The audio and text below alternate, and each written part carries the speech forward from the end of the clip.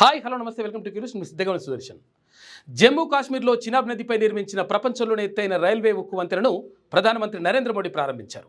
ఈ బ్రిడ్జిని 1486 కోట్ల రూపాయల వ్యయంతో 8 ఏళ్ల పాటు శ్రమించి నిర్మించారు. అత్యంత దుర్లభమైన శివాలిక్, పీర్ పంజాల్ పర్వత శ్రేణులను కలుపుతూ కాశ్మీర్ లోయకు రైలు నడపాలన్న బ్రిటిష్ కాలం నాటి ప్రణాళిక దాదాపు శతాబ్ద కాలం తర్వాత కార్యరూపం దాల్చింది.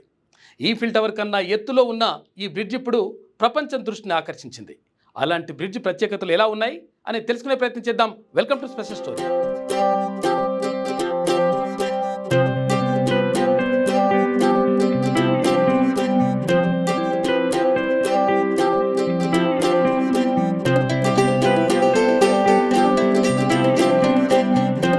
చినాబ్ నదిపై నిర్మించిన ఈ చినాబ్ బ్రిడ్జ్ భారతదేశ ఇంజనీరింగ్ చరిత్రలో ఒక అపూర్వ అధ్యాయం. జమ్మూ కాశ్మీర్లోని రేసీ ప్రాంతంలో చినాబ్ నది మీద నిర్మించబడిన ఈ బ్రిడ్జ్ ప్రపంచంలోనే అత్యంత ఎత్తైన రైల్వే వంతెనగా గుర్తింపు పొందింది. భారత రైల్వే మరియు ఆప్కోన్ సంస్థ సహకారంతో ఈ బ్రిడ్జ్ నిర్మించారు.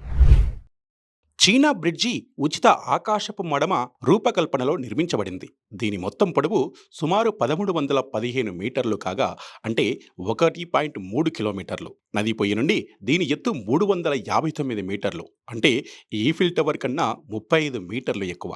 ఇది దాదాపు 1115 అడుగుల ఎత్తులో ఉంటుంది. బ్రిడ్జి నిర్మాణంలో ఉపయోగించిన ముఖ్యమైన పదార్థాలు మిశ్రమ ఉక్కు, కాంక్రీట్ మరియు తుపాకుల వడదెబ్బలకు తట్టుకునే విధంగా రూపొందించిన మెటీరియల్స్. ఈ ప్రాజెక్టును 2004లో ప్రారంభించారు. భూమి సమస్యలు, వాతావరణ పరిస్థితులు, భద్రతా సమస్యల కారణంగా కొంతకాలం ఆలస్యం జరిగింది. 2021 నాటికి బ్రిడ్జి నిర్మాణం పూర్తయింది. 2022లో తొలిసారి పరీక్షా రైలు నడిపారు. 2024 నాటికి ఇది ప్రయాణికుల రాకపోకలకు సిద్ధంగా ఉంచబడింది. చీనాబ్ నది గర్భం నుంచి 359 మీటర్ల ఎత్తులో ఈ రైలు ఆర్చి వంతెనను నిర్మించారు.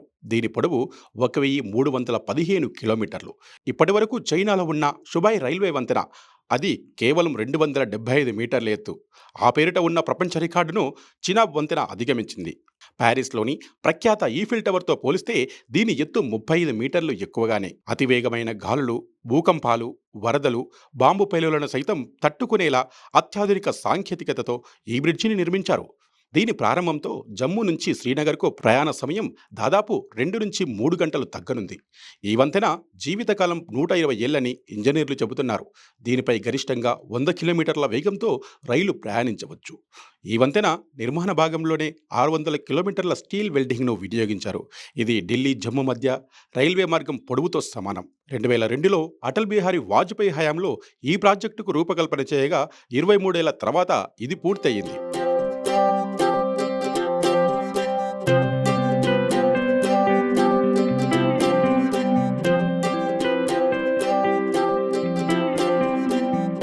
ఇది 359 మీటర్ల ఎత్తులో ఉంటుంది.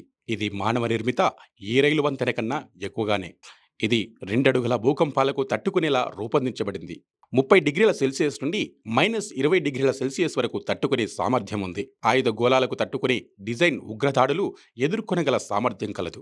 ఇది విశ్వవ్యాప్తంగా ఎత్తైన రైల్వే వంతెనగా గిన్నిస్ బుక్లో నమోదయ్యే అవకాశం కూడా ఉంది.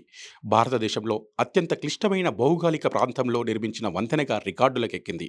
ఇది ఉదంపూర్, శ్రీనగర్, బరాముల రైల్వే ప్రాజెక్టులో భాగంగా కాశ్మీర్ లోయను మిగిలిన భారతదేశంలో కలపడానికి కీలకమైన మౌలిక సదుపాయంగా నిలుస్తోంది. చీనా బ్రిడ్జ్ పూర్తయిన తర్వాత జమ్మూ నుండి శ్రీనగర్ వరకు రైలు ప్రయాణం మెరుగవుతోంది. ఇది పర్యాటకానికి తోడ్పాటుతో పాటు భద్రతా దళాల తరలింపు మరియు స్థానికులకు కనెక్టివిటీ అందిస్తోంది. ఉగ్రవాదంతో బాధపడుతున్న ప్రాంతాల్లో అభివృద్ధికి ఇది చిహ్నంగా మారుతోంది. చినాబ్ బ్రిడ్జ్ కేవలం విజయం మాత్రమే కాదు, భారతదేశ ఇంజనీరింగ్ నైపుణ్యం, సాంకేతికత మరియు ఆత్మవిశ్వాసానికి నిదర్శనం. భౌగోళిక కష్టతరత, భద్రతా సమస్యలు, వాతావరణ ప్రతికూలతను అధిగమిస్తూ నిర్మించిన ఈ వంతెన భారతదేశ సామర్థ్యాన్ని ప్రపంచానికి చాటి చెప్పింది. ఇది ఇవాల్టి స్పెషల్ స్టోరీ. చూస్తూనే ఉండండి క్యూ న్యూస్. మీ సిద్ధగౌని సుదర్శన్.